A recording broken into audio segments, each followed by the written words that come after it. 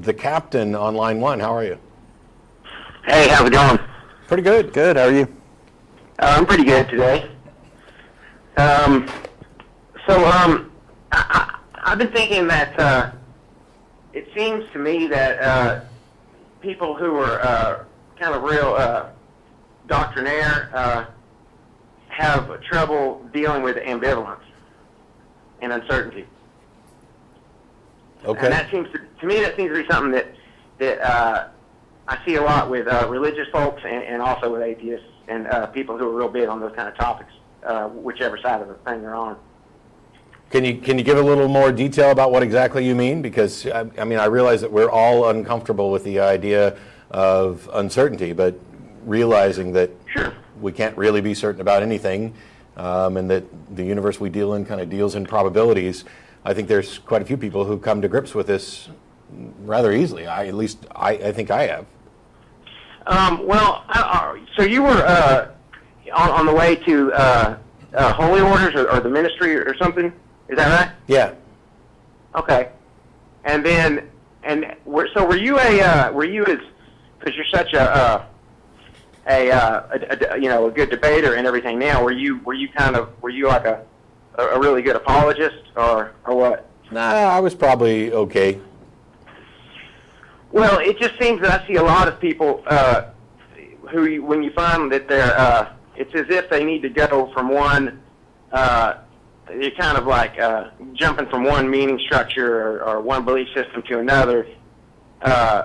It seems like that you're kind of missing out on. I think one of my biggest criticisms of religion is just the excess of need for clarification on things that are kind of, by their very nature, ambiguous.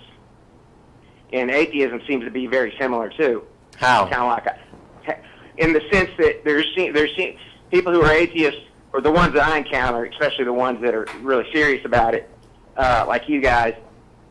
There's a need to settle the question, and to the extent that not only is it settled, but that you're almost in a constant mode of trying to settle it for everybody else. I don't see that at all. You know what you've been doing for the last few years? You watch your show? Yeah, I know. Do you? I know exactly what I've been doing for the last 10 years. Oh, sure. I absolutely watch your show. I mean, because it says here that your claim is that atheists are dogmatic. Not necessarily dogmatic, but have a need to have things clearly delineated. Have a problem with dealing with, I would say, are below average in their ability to deal with ambiguity. Well, I would fully accept that until you actually get specific and make a claim that I can address, that it's rather frustrating to deal with your ambiguity. I mean, what's your point? My point, weren't you also in the military? Yes. That seems to be kind of like, it seems like almost everything you've been involved in is something where... John, were you in the military? I was never in the military. There you go. And let's talk to John? Well, that's not my experience. No, I was talking to you. Aren't you the primary host? We're both here. You're talking about atheists in general, and you wanted to bring up you brought up my military experience as if it was particularly relevant. I do think it's relevant. Okay, and in what way? I think that you're somebody who probably needs things so clearly set out that you kind of need them spoon-fed to you. Okay. I mean, you weren't. I mean, so you weren't exactly precocious as a skeptic, isn't that right? I'm sorry? As a skeptic, you were not exactly precocious, considering how late you were buying into all the superstition and stuff. With the exception of my religion, I had already pretty much used skepticism to address every other supernatural claim. So you'd already addressed all the supernatural claims, except for that there was a man in the sky who created our planet, and that Moses divided those. Well, so you hadn't really dealt with any. Were you saying you didn't believe in flying saucers, or what? Correct. Correct.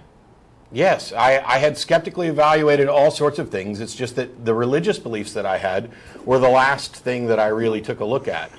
Because there are protective mechanisms built into religion. There is this encouragement to not question and a tradition of making it seem absurd that you should question it because everybody around you believes this and it's just so obvious and you seem to get answers and there's confirmation bias and 1,000 other things that religions depend on.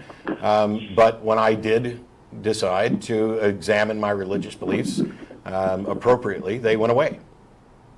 So when did you decide to examine the thing which was the kind of the primary thing going on in your life? When did you decide to look at it? When I decided to get serious about it? Okay, well, so I thought you were considering the ministry, right? Yes. Well, you know, I was raised religious too.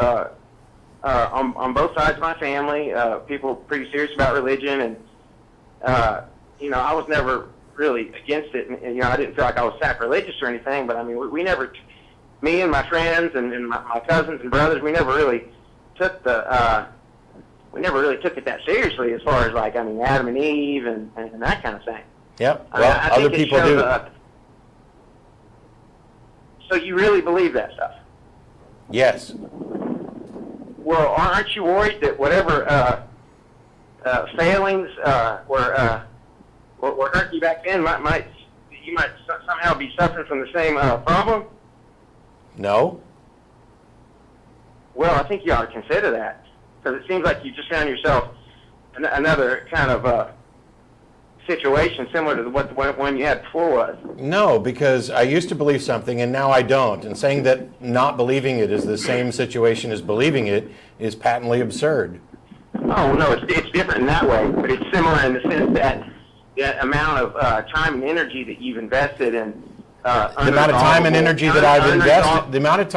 that I've invested in this is because I am convinced that a lot of other people are also wrong and I'd like to help them not be wrong. Or, if in fact they are right, I'd like them to be able to demonstrate that. Isn't it less about that and more about your anger about having wasted so much of your time with this stuff? No, I'm not angry at all. You're not angry that you put all that time and energy into a bunch of BS? No, because if I hadn't done that, I couldn't do what I do now.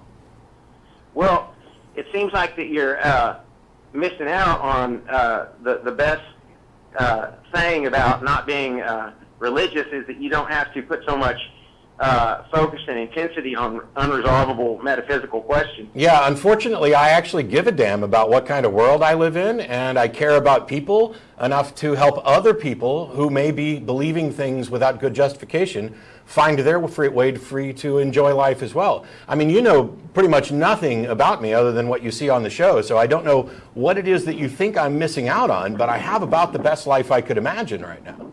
Well, I just don't think you're very laid back at all. Okay. How well do you know me? I don't know. I've watched hours and hours and hours of you talking. Sure, you've seen the TV show. Yes. Do you know me in any other context? No. Okay. Have you got some point that you wanted to get to? Because I mean, while I am fairly laid back, I don't want to waste the entire show on your unsupported speculations about my life, because that's not really relevant to the show. Oh, so people aren't getting a very good idea of what you're like from watching the show. Well, they get a good idea of what I think about these issues with regard to religion and philosophy, skepticism, science, and things like that. But well, don't they also get an idea of what your emotional tone is? On these topics, in these scenarios? Yes. Sure. Yes. Okay, well, that's what I'm referring to. Okay. So you have some opinion of me. Why should I give a damn? Well, it's not just an opinion of you. It's an opinion of, I think, a lot of times what you find, I think that an unfortunate thing with people who get heavy into the atheism thing is that they're coming out of religion and they never get a chance to give the whole thing, just give it a rest. Let me ask you this. Sure. Are you religious in any way? Yes. Okay. You don't seem to take it seriously, is what you're saying. Well, I mean, I was raised by really, on my dad's side, by really liberal Catholics who, you know, religion was a big thing, but it was kind of like, it all came down to kind of like liberal, helping the poor kind of stuff. Well, okay, but you believe there's a God, right? I think there probably is, sure. Okay. And you don't think that's an important issue worth investigating?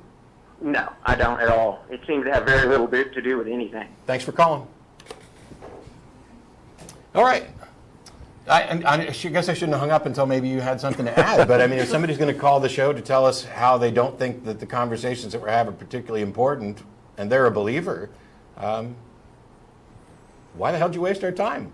Well, and it's really presumptuous too. His initial claim that that the atheists he's met are really dogmatic. Well, I'm not. I'm not coming out of religion either, so I'm not rebelling against some notion that I wasted my time for all these years. And so, I think that's really a caricature. Maybe the people he's run into are like that, but he's painting with a pretty wide brush. Yeah, I find it funny. I mean, the reason I'm an atheist is because I actually took religion seriously. I thought it was important enough to investigate. After all, what bigger question could there be than the possibility of an afterlife and where you might spend it and how you go about it and all this stuff? Or if there is some God who's judging your actions that you take, wouldn't you want to know which one's the right one? Which actions are the right actions? And the people who have these fuzzy, I just don't give a damn beliefs, I don't get it. But the thing is, of the two of us, I am talking about issues that I think are important, where I think there's a lot of people who are misled. I'm willing to have my mind changed based on good evidence. I care about the topics. I do this quite often. I spend a good chunk of my life working on this. And yet he is in the position where he doesn't think this is particularly important, and yet it's important enough for him to call to tell us how not important it is. And watch hours of the show. Yeah, he watched hours of the show to determine that I'm not at all laid back and that I'm missing out on good things in life and that I'm wasting my time talking about something that he doesn't think is important. And yet he's a believer and I'm not.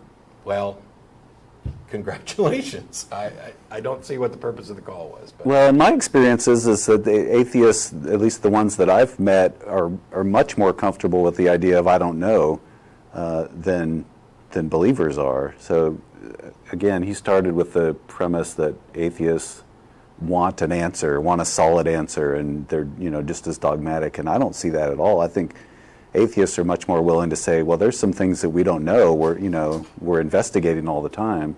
We have the best explanation we have for how life formed on this planet, for example, but we're comfortable with saying, I don't know all the details yet, and it's believers who say, I do know, and it's God. So yeah, I don't see that at all. To the extent that we are all a little disturbed by answers like I don't know and want to find the answers, the big difference between believers and non-believers is that believers think they found an answer and the non-believers don't agree.